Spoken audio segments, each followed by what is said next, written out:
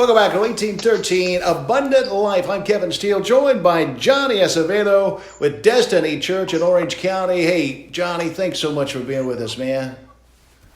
Hey, yeah, man, absolute pleasure. Man, we hear great things about Destiny Church. Phones ringing off the hook. People want to know what's going on there. You do all of this in a little different framework. When you heard the news from the governor of the state of Texas, who said that the faith community, the churches of Texas, the pastors, were essential services. Just give me your observations on what you said to yourself after you heard that.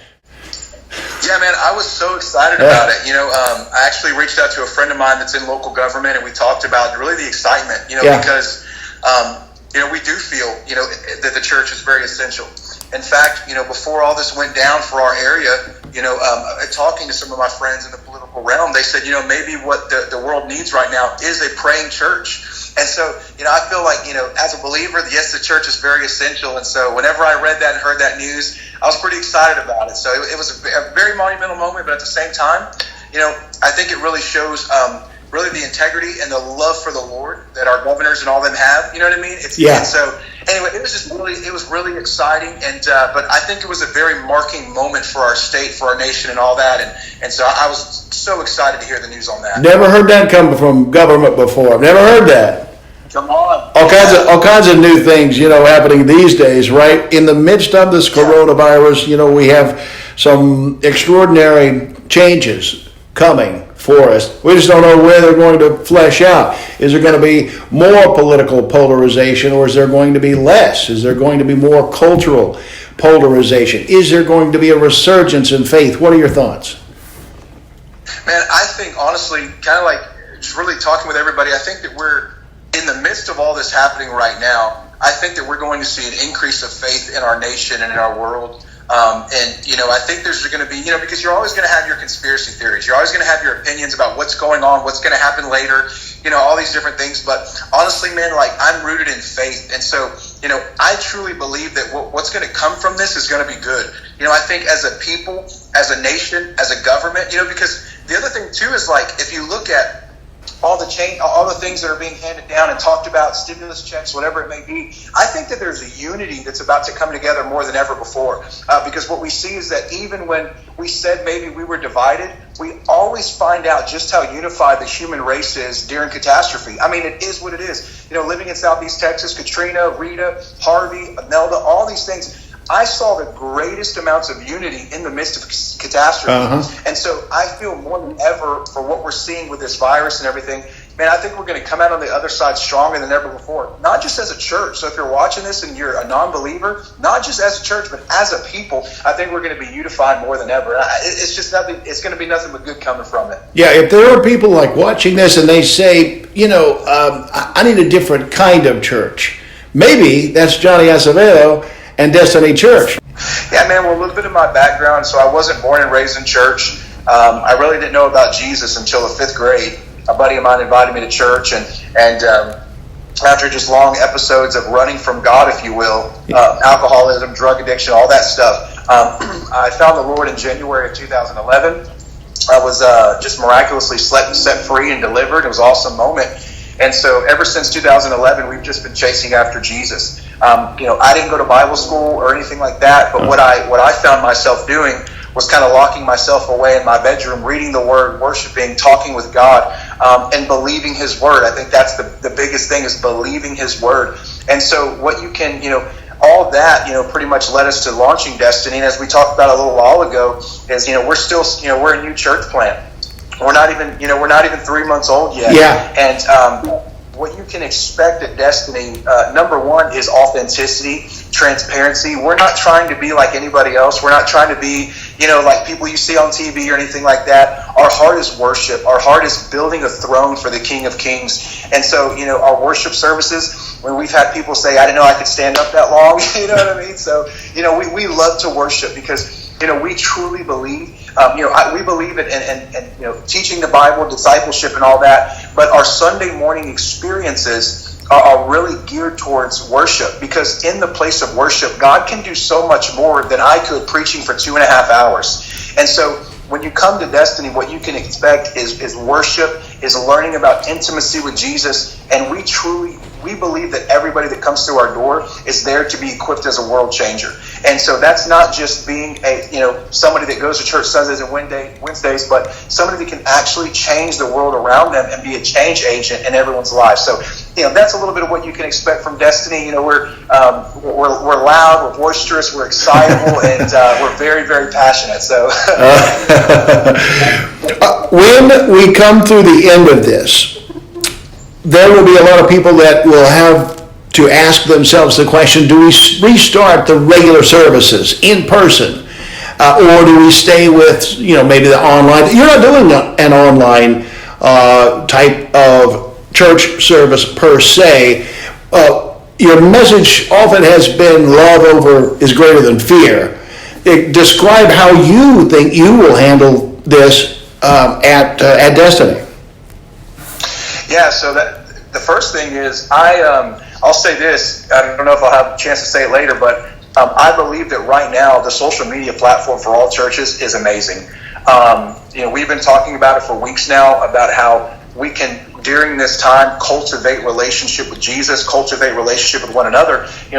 Believers, don't waste your time flipping through Netflix and watching this documentary or that documentary. You know what I'm saying? Watching this movie, or spend time with family and Jesus, and begin to find out. So, but the cool thing is, with the social media thing, I think this is a new avenue that's really been awakened. It's always been there, that's always been there, but we were forced into something. We were kind of pushed out of the boat. Yeah. So I think that the social media presence for a lot of churches, especially what's happening right now, like church from home. I got a lot of pastor friends. They're setting up, their stuff in their living rooms and having worship sets in their living rooms, and that's how they're broadcasting their church services on Sunday morning. And it's excellent, because you have people who maybe wouldn't step foot in a church that are comfortable watching it from a live stream, and then maybe they'll say, I feel comfortable. I want to go visit them now. I want to go walk through the doors now. Yeah. So I think even after this, after everything's said and done with the virus, I really truly believe that this is going to change the landscape of the way church does social media, broadcasting, and all of that. Because I was just talking to my brother the other day. Man, everybody's dropping videos. People who have never dropped a video before in their life are dropping videos, and it's beautiful. It's a beautiful thing, because I love seeing my Facebook newsfeed full of testimonies and worship sets and people encouraging the body. I love it, and so this is definitely, without a doubt, going to springboard and launch churches into that realm of social media. And not just that, but there's a lot of churches who have never really done social media, and now this almost forced them into the realm of taking advantage of social media and all that stuff. So that's another benefit. I have a pastor friend of mine who he had all the equipment, and he was going to learn very slowly over time how to do it. And he even told me the other day he was pretty much baptized by fire on how to use the camera, use the editing software and stuff. So there's no doubt, man, after this is all said and done, and for us at Destiny, we're going to keep doing what we've been doing, and we're releasing videos, we're doing live content, sharing testimony, giving edification, building up the body, and we do plan here in the future, moving forward, to begin to start to broadcast more and more live media outlets and things like that. So, you had miraculous things happening even above and beyond the other. Describe what's going on there.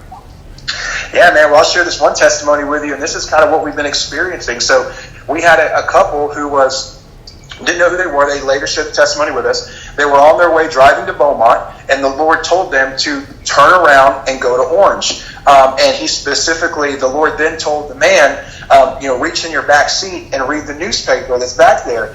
And so it's so supernatural, this testimony.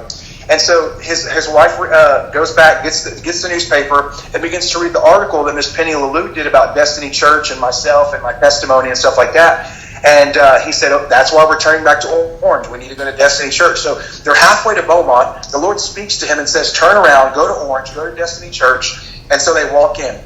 We don't know who they are. I don't know who they are. They're in. Later on in the service, we have an altar call. And his wife goes forward, and she gets wrecked by God. Absolutely amazing. The goodness of God. She's on the ground. She's weeping. That ugly cry. And God just touched her life. There was a word that I had said. I said, hey, there's somebody in this building that you have an anointing or a gift to teach, but it's being suffocated out by the enemy, and today you're going to get your breakthrough. She runs to the altar, so that's kind of the prelude to it. So God wrecks her, it's amazing. And she gets set free. Well, afterwards, they catch me. They say, hey, we want to share with you what happened. I was like, yeah, I want to know what happened. And basically, she said for 2.5 years, she had been contending for breakthrough in her life because her son was murdered. And she could never get out of that grieving state, and it was hindering her ministry, her stepping deeper into it. Oh. And her husband were actually about to launch a church, but they were getting almost kind of, it was kind of being blocked because she wasn't able to really step into it. And so that morning she had received her breakthrough, and they were able to move forward in what they were called to do in their ministry. Wow, and man. These are the types of things that we're seeing. I mean, just like one of the last services we were meeting at, we had a woman who came up to us afterwards, said, during worship, she was set free and delivered from some hurts and some pains and some deep wounds and depression. And boom, just like that. And ever since, we still keep up with her. She's been living in joy, and those things were completely ripped off of her. And that was just during worship. No one laid hands. We've seen people with their hips who have been healed, that came in with canes, walk out no canes. We're seeing the glory of the Lord. And I believe, Kevin, it's because we are prioritizing the presence of God. We're not coming in saying, hey, we're going to play 2 fast, 3 slow. I'm going to preach a message because I got to get it out. Yeah. Which is okay for some churches that have that formula. That's not for Destiny. We want the King of Kings. We want the glory. We want Him. And the cool thing is that in that mode of presence, people are being taught to see the world around them through the eyes of God. And so these are some of the things we're seeing. Man, we could go on and on about stuff. Yeah. It's been amazing. But I think, Kevin, because in the end, we are prioritizing the presence of God, and we love Jesus, man. Like, we're not putting Him in a box and say, hey, be done by 12 o'clock so we can go to Chili's. Wow, man, we're right? going after His heart, and I think that's why we're seeing this level of the miraculous and things like that take place. Just a remarkable story, man. You have such a great story, Johnny. We're so glad you're not in San Antonio, you're not in Corpus Christi. You're right here, and we appreciate you. Destiny Church, the name of the facility, and they can find you in Orange County. And hey, man, God bless you, buddy. Appreciate you. Man, I appreciate you, Kevin. Thank you for everything you're doing.